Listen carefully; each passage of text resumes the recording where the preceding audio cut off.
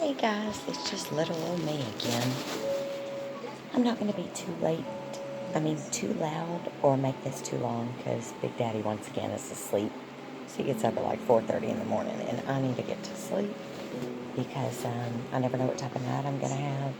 And I have an appointment with my neuro-oncologist tomorrow to get the results of last week's MRI scans.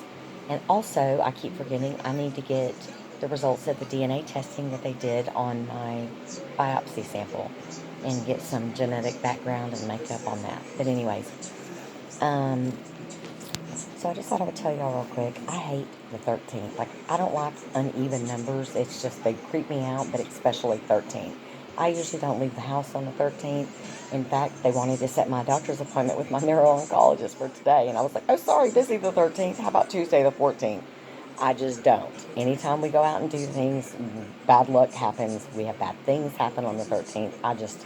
Yeah, just don't do it. When I first met my husband and we started dating, he used to think I was cuckoo for that. And one day we pulled to a gas pump, and I won't even pump gas, y'all, at like odd numbers, but especially 13. And I know I'm weird. Like the two houses that I had, like they have to have certain addresses. I know it's the weird, crazy, cuckoo OCD in me, but like I couldn't live at a house like 1907. They would just, like my address needs to be like now, it's 1168, things like that. So, like 1242, something. But anyways, and so when my husband and I first started dating, we had stopped to get gas, and I look up and I'm like, "You're at pump 13." And he was like, "Oh, whatever." And I kid y'all not, like within 30 minutes of that happening, all hell broke loose. We had this horrible stuff happen. Oh, yeah, it's a long story, but any of those of you who really know me know what went down that day. But I was like, "See, told you." And now he follows that rule. But today's the 13th, and one of my older cats, we have five, and our two oldest are 14 and almost 18. And my 14-year-old cat, for like the past couple of days, we've been finding blood all around his mouth and on his paws. Like when he licks them, there's like dried, then it's brown blood. No injuries. And so I realized, okay, his gums are bleeding or something. Well, sure enough, he would eat his dry food. I give him dry and wet, and blood everywhere, all over the plate, the bowl. Yeah. So I couldn't figure it out. So I started putting some coconut oil on his gums and around his mouth. Oh, and he's always drooled, but his drooling got horrendous, and the smell was just nasty. So today's the 13th, and what happened? We had ended up taking him to the vet tonight when my hubby got home, and the vet said that he said that his mouth looked normal, which I had been looking in it, and it did to me too. And he said that he did notice way back in the back of his tongue, that it was a little swollen. And he said that if he was a kitten, he would think maybe, he just was playing and he got into something or got a hold of something. But being 14 years old and he sleeps all the time, that isn't the case. So he said, let's just start with the obvious and the easiest. And so we're starting him on some antibiotics for, well, one dropper full twice a day until it's gone, basically. And then also we're starting him on some prednisone. Better him than me. Steroids. So, and I went ahead and had the vet give him a shot injection of each to get it started. So, and it seems like he's feeling a little better today and tonight. But, which in all honesty, he kind of seemed like he actually was feeling better today than he has in the past couple of days, even before we took him to the vet. I had given him a bath because he was just stinky because we've been having to give him one every couple of days. And I actually got a video of him on my bed, like cleaning himself because he quit grooming himself because it's like his mouth hurt. And he was actually cleaning his feet and spreading his little toes. And, cats will clean and pull the hair and just clean their feet. And he was doing all that. So, but when Big Daddy got home, he said, look, let's just go ahead and take him. I was going to take him on Thursday. But he seems to be doing better. Of course, he's sleeping. Little cat. Hi, little cat. But yeah, so I've got like everything covered just in case it starts drooling or any stuff. The vet just said keep him on his wet food. And of course, because his mouth has been a little sore, I've noticed that he's not even drinking from his fountain as much. So I've been giving him only his wet food and put up his dry food, and I've been adding some broth and some water to it and a little bit of melted coconut oil just to add the liquid in there and just to kind of just help his mouth and coat his gums and his tummy. And coconut oil is good for everything, for everyone. Plus, it's a natural antifungal, antibacterial, anti-inflammatory. So, I up until I was pretty much diagnosed and just started having a lot of health problems, I actually took a spoonful of coconut oil every morning. Or you can put it in your coffee. It doesn't taste, so, but it's really good for you. I use it as lip chap and on my skin. You can put it in your hair.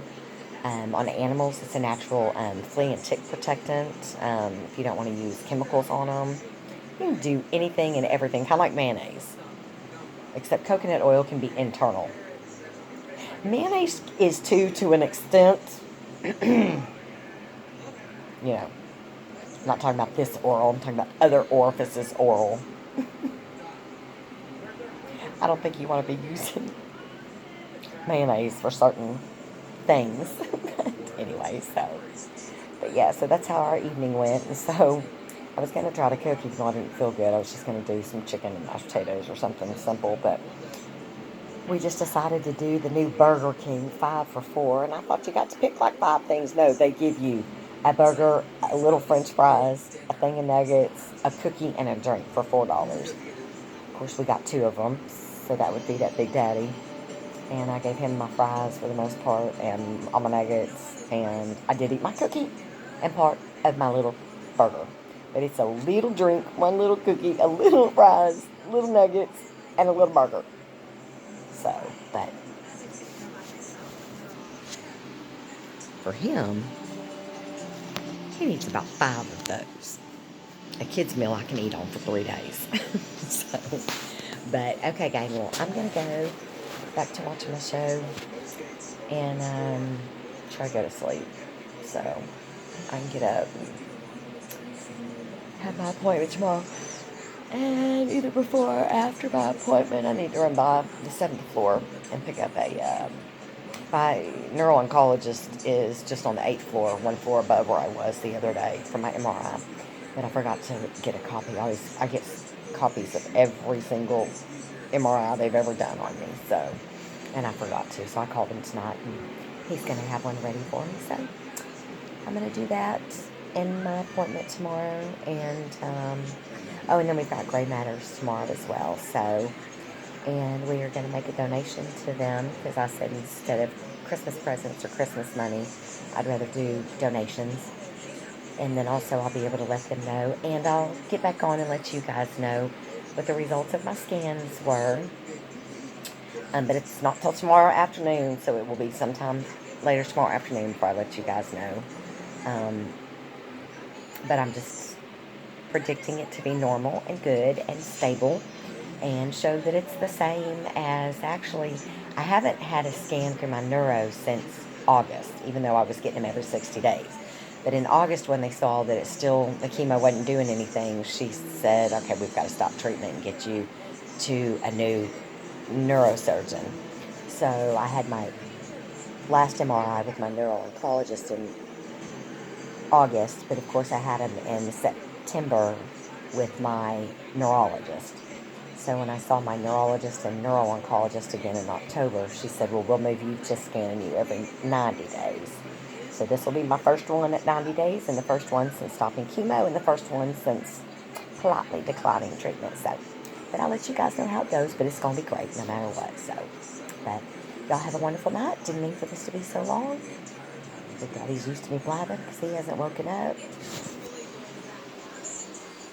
Oreo Cookie, a.k.a. Little Cat, is doing good. See, you can still kind of see. I'm going to try to hold this with one hand. See how on this paw it's still kind of brown, even though I gave him a really good bath today. But that was just, it's like, I guess when he would make his mouth bleed and then he would clean it would just, I'd wake up the next day and I was like, why are his paws brown? Like, has he been playing in food or poop? Which he doesn't do, but. So, y'all say a little prayer for Little Cat. It's his nickname, Oreo, a.k.a. Little Cat. So, he's a Maine Coon mix, and he was 14 in September. But, Okay, good night, guys. I love you. Talk to you tomorrow. Bye.